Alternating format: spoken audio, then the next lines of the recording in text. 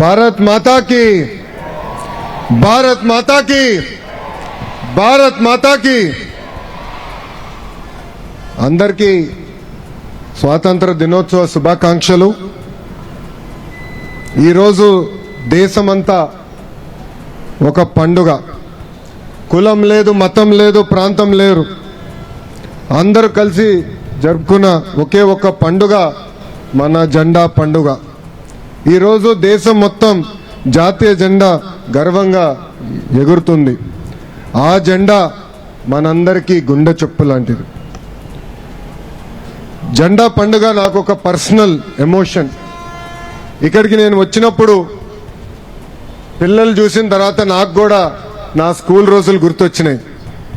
Independence day వస్తుందనగా స్కూల్లో హడావుడి ఉండేది। మేమందరం మిత్రులు కలిసి మా క్లాస్ రూమ్ని, స్కూల్ని బాగా అలంకరణ చేసేవాళ్ళం। స్కూల్లో పెట్టే కాంపిటీషన్ కోసం స్వాతంత్ర సమరయోధుల చరిత్రను ఏకంగా చదువుకుని ఆ కాంపిటీషన్లో కూడా మేమందరం పాల్గొనేవాళ్ళం।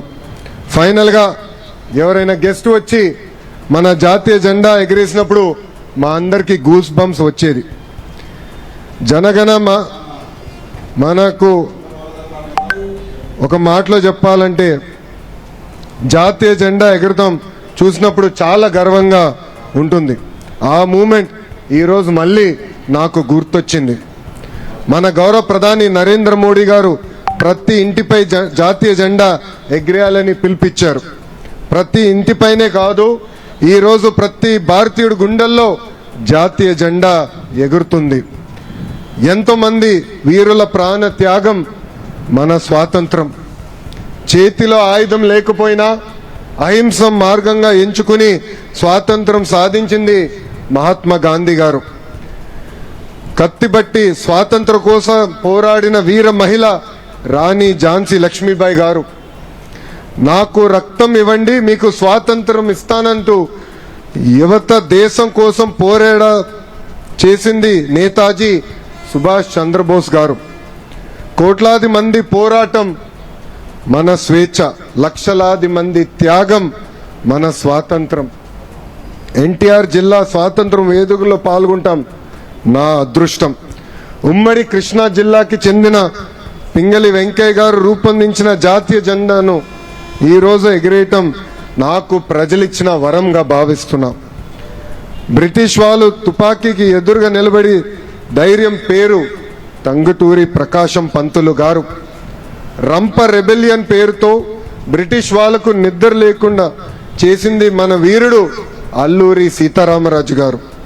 ఆగస్టు 15 కేవలం ఒక తేదీ కాదు, మన చరిత్రను గుర్తు చేసే రోజు, మన భవిష్యత్తును నిర్మించే రోజు। 3 రంగుల జెండా మన ఆత్మ గౌరవం। బెజవాడ కనక దుర్గమ్మ ఆశీస్సులు మనకెప్పుడు ఉంటాయి, అదే మనందరికీ కొండంత బలం। ఈ జిల్లాకి ప్రకృతి ఇచ్చిన గొప్ప వరం మన కృష్ణమ్మ। మన సాగు తాగునీటి వరం ప్రకాశం బ్యారేజ్। మన బెజవాడ విద్య కళలకు నిజమైన రాజధాని। కొండపల్లి బొమ్మలు మనందరి కళ। గడిచిన 2 ఏళ్ళు నేను గుంటూరు జిల్లాలో జరిగిన కార్యక్రమాల్లో పాల్గొనడం జరిగింది। కానీ ఈ సంవత్సరం మీ అందరి అన్నగారు, నా ఒక్కరికే తాతగారు, విశ్వవిఖ్యాత నట సార్వభౌమ స్వర్గసీయ నందమూరి తారక రామారావు గారు నడియాడిన జిల్లా వేడుకల్లో పాల్గొంటాం నాకు ప్రజలిచ్చిన గొప్ప వరం। నేను విద్యాశాఖ మంత్రిని అయినప్పుడు నేను ప్రజలందరికీ ఒకే హామీ ఇచ్చా, ప్రభుత్వ పాఠశాలలకు పూర్వ వైభవం తీసుకొస్తానని ఆనాడు చెప్పడం జరిగింది। 2 ఏళ్ళు డిపార్ట్మెంట్లో ఉన్న వారందరూ అహర్నిశలు కష్టపడ్డారు। ఇప్పుడు నేను గర్వంగా చెప్తున్నా, భారతదేశ చరిత్రలో ఎప్పుడు జరిగిన విధంగా ప్రైవేట్ పాఠశాలల నుంచి సుమారుగా 1,10,000 మంది విద్యార్థులు ఈరోజు ప్రభుత్వ పాఠశాలలో చేరటం జరిగింది। కరికులం మార్చాం। డాక్టర్ సర్వేపల్లి రాధాకృష్ణ గారి పేరుతో స్టూడెంట్ కిట్ ఇస్తున్నాం। డొక్క సీతమ్మ గారి పేరుతో మధ్యాహ్నం భోజనం అందిస్తున్నాం। స్కూల్స్ని ఏకంగా పాలిటిక్స్కి దూరంగా పెడతాం కూడా జరిగింది। టెక్స్ట్ బుక్స్ దగ్గర నుంచి స్కూల్స్ వరకు ఎక్కడ ముఖ్యమంత్రి గారి ఫోటో లేదు, కనీసం నా ఫోటో కూడా లేదు। దేశ చరిత్రలో మొదటిసారి 10th ర్యాంక్ సాధించిన గవర్నమెంట్ స్కూల్ విద్యార్థుల ఫోటోలు ఏకంగా పేపర్ ఫస్ట్ పేజ్లో మన ప్రభుత్వం ఇస్తాం జరిగింది. చాగంటి కోటేశ్వర గారిని అడ్వైజర్గా నియమించి విలువలపైన ప్రత్యేక పుస్తకాలు రూపొందించి పిల్లలకి నేర్పిస్తాం జరిగింది.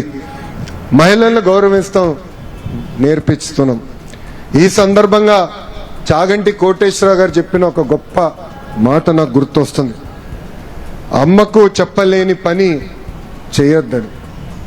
మళ్ళీ చెప్తున్నా, అమ్మకు చెప్పలేని పని చేయొద్దు. వినడానికి సింపుల్గా ఉండొచ్చు కానీ చాలా పవర్ఫుల్ స్టేట్మెంట్ ఇది. మహిళల్ని గౌరవిస్తాం, సమాజం అప్పుడే బాగుపడుతుంది, సమాజం బలంగా ఉంటుందని బలంగా ప్రజాప్రభుత్వం నమ్ముతుంది. ఇనుప కండరాలు, ఉక్కు నరాలు, వజ్ర సంకల్పం ఉన్న యువతకు నాకు ఇవ్వండి, దేశ తలరాతను మారుస్తానని చెప్పిన గొప్ప వ్యక్తి స్వామి వివేకానంద గారు. ఇప్పుడు నేను అదే ఫాలో అవుతున్నాను. 4 ఏళ్ళు ఇంజనీరింగ్ కాలేజీలు చెప్పిన ఉద్యోగాలు రాదు, కానీ 4 నెలలు కోచింగ్ తీసుకుంటే ఉద్యోగాలు వచ్చే రోజులు. అదే స్కిల్ గ్యాప్. అందుకే మేము ఇండస్ట్రీ కాలేజ్ కనెక్ట్ తీసుకొచ్చాం. ఇండస్ట్రీస్ని ఏకంగా మన ఐటీఐస్ని అడాప్ట్ చేసుకుని వాళ్ళకు కావాల్సిన స్కిల్ అప్గ్రేడేషన్ కూడా అందిస్తున్నాం. ఉద్యోగాలు వెంటనే ప్రభుత్వం విప్పిస్తుంది. అలానే హైయర్ ఎడ్యుకేషన్ కూడా రీవ్యాంప్ చేస్తున్నాం, కరికులం మార్చుతున్నాం. ఎన్నో ఏళ్ళుగా లేని ప్రొఫెసర్ రిక్రూట్మెంట్ కూడా ప్రజాప్రభుత్వం చేస్తుంది. కేంద్ర ప్రభుత్వం, మన గౌరవ ప్రధానమంత్రి శ్రీ నరేంద్ర మోడీ గారు మనం అడిగిన అన్ని కోరికలు తీరుస్తున్నారు. అమరావతికి చట్టబద్ధత కావాలని మనం అడిగిన వెంటనే ఏకంగా అమరావతికి శాశ్వత రాజధానిగా చట్టం చేస్తాం జరిగింది. ఇంకా మన అడ్రస్ లేని వాళ్ళం కాదు, మనకి కేర్ ఆఫ్ అడ్రస్ శాశ్వతమైన రాజధాని అమరావతి. అమరావతి నిర్మాణం మరియు పోలవరం కావాల్సిన నిధులు కేంద్ర ప్రభుత్వం కేటాయించింది. స్టీల్ ప్లాంట్ కాపాడుకునే దానికోసం ప్రత్యేక ప్యాకేజ్ కూడా అందిస్తాం జరిగింది. విశాఖలో ఏకంగా రైల్వే జోన్ కూడా మనం ఏర్పాటు చేసుకున్నాం.